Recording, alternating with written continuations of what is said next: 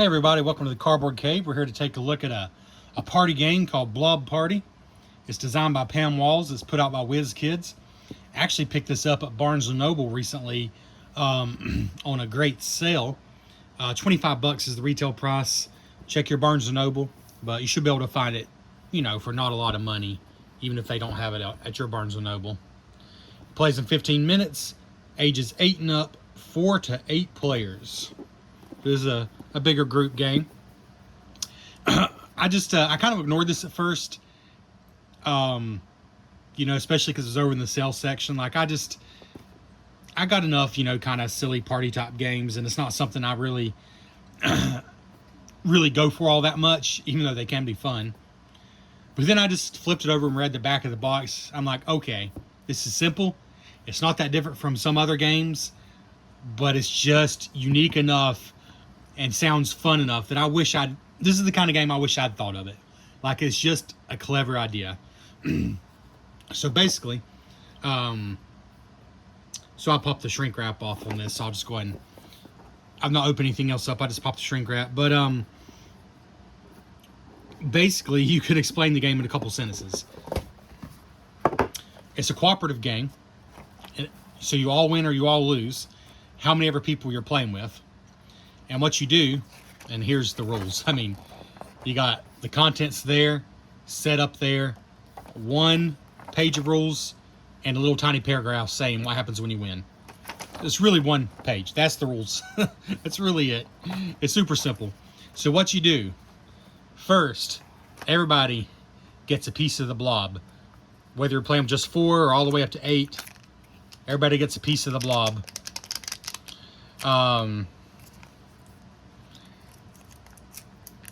I guess I'll go and pop this open. I kind of hate to since I'm not ready to play yet, but I'll do it. I'll do it. Maybe I'll do it. Anyways, everybody gets a piece of the blob. We're okay. We're not going to open it right now. Fate's telling me not to. Roll it up into a ball. It's like Play-Doh, basically. So if it ever dries out, you can use Play-Doh. Modeling clay, whatever. But the best part is everybody gets a googly eye. And they're different sizes, but they're also different colors. So it goes with your color. And this is the part that's kind of ingenious, while not necessary. The rules even say if more than 8 people want to play, just give everybody else a piece of paper and a pen. But the twist of this game is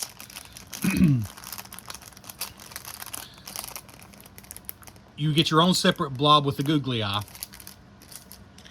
But when you match somebody else, you put the same answer down on your whiteboard.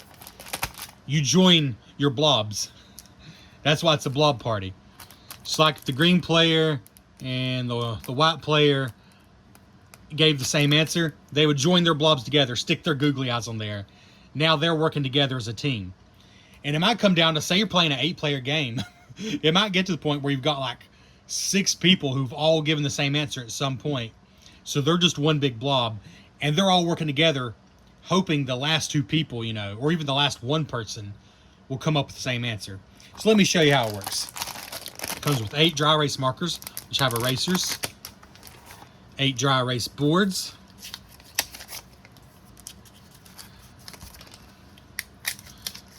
really nice solid components, simple as a party game should be, but also cute.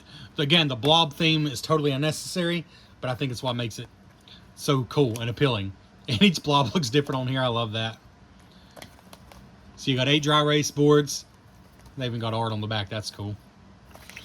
You got your markers, your blob, your googly eyes, and then you just got a deck of cards, and they're like small, like original Ticket to Ride size cards here. And here, I'll show you how it works, because after spending all 30 seconds reading the rules, I know how it works. So first you have a category card. And so you just take the first one. So TV, let's zoom in a little here. Let's say the first category is TV. Then any player, it says it doesn't matter who, again, it's a cooperative game, will simply take the top 3 word cards, I think they call these. You got category cards and word cards. So you take the top 3 word cards orange, basketball, airplane, and you just pick one. It's like, okay, I want, I could already tell my knowledge of things. So here I'm thinking, okay, I'm just thinking real quick off the top of my head. I don't know what I would put for basketball and TV. Although, you could just say, yeah, there's things you could do there. Orange and TV, okay. Airplane and TV. I don't know, maybe I go with basketball. At first I thought that would be hard, but then I thought of some good things. You just discard the two you didn't pick. So this is now the category and the word. And everybody writes on the dry erase board basically anything they want. I think the way they put it is an answer. Just an answer. There's no limit. I guess you got to be able to fit it on the board, but other than that, there's no limit. They said it doesn't matter if it's capitalized, spelling doesn't matter, because the key is, as a group, you get to decide if two answers match. And the spirit of the game is basically, if it's basically you're saying the same thing, then it's a match. So you don't have to worry about spelling or any of that. So maybe I'll write on my dry erase board, of course, secret from everybody else, TV and basketball. I mean, I could literally just write NBA. That's a legal answer. You don't have to worry about, again, this is not one of those games where we have to worry about proper names or nouns or blah, blah, blah. You're just writing an answer. And heck, I mean, NBA seems pretty easy. So I just write NBA. And let's say three other people, let's say we're playing an 8-player game, and three other people also are NBA. We'll join all our blobs together. And now we get to work together as a team. And we get a new category. This one's movies. And somebody will pick 3 words. Lightning train purple. Lightning train purple. Okay, let's say whoever's picking said train. Alright? So it's a movie and the word is train. So the 4 of us who wrote the same answer before can now work together.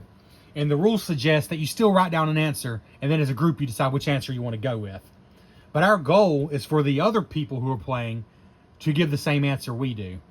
So we can't talk about it to them where they can hear, but we can discuss amongst ourselves. So maybe I'm like, how about Hogwarts Express? Or maybe somebody else writes Harry Potter, because that's the actual movie. It's like, okay, either way would work, you know. And maybe somebody else puts planes, trains, and automobiles. And then, so us who are now one blob who are working together, we decide, okay, let's go with Harry Potter, because I think that's what they're going to think. And so everybody reveals, and our team, who's now one blob, said Harry Potter. Let's say one other person said Harry Potter. They're now part of the blob. And so what happens is before 7 rounds are up, in other words, before you've used 7 cards, you have to be one blob. And so it could get down to where just one person just seems to refuse to think like everybody else. And I'm sure that could be frustrating. I've not played it yet. Again, I just popped it open. But it's just so simple. I honestly feel like it's the kind of game that I just know it's going to be fun just from reading the description. Let's do one more just for fun. Let's say, well, geography. I don't know if I love that one, but we'll see what we come up with here.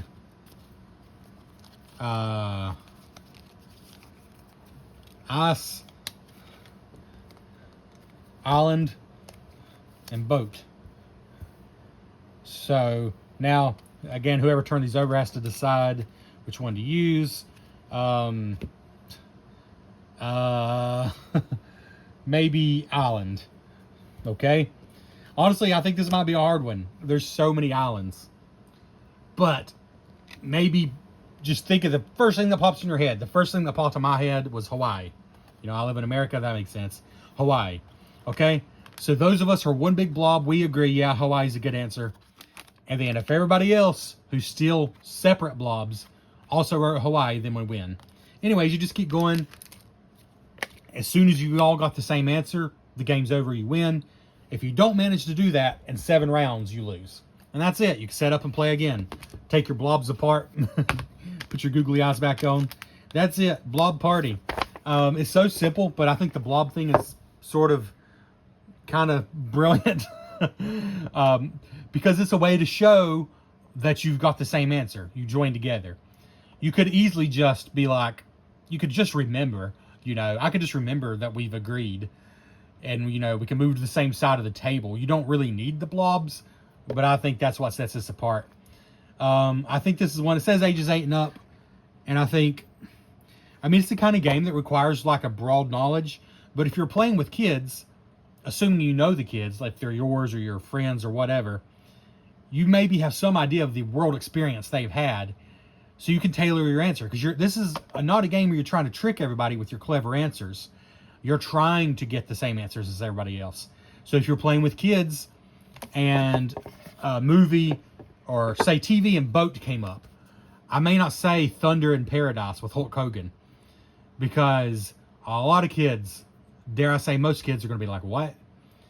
But if TV and boat came up, I don't know, what would be a better answer? Comment below for TV and boat, especially if you're playing with some kids, a mixed group with kids and adults. What would be a good answer?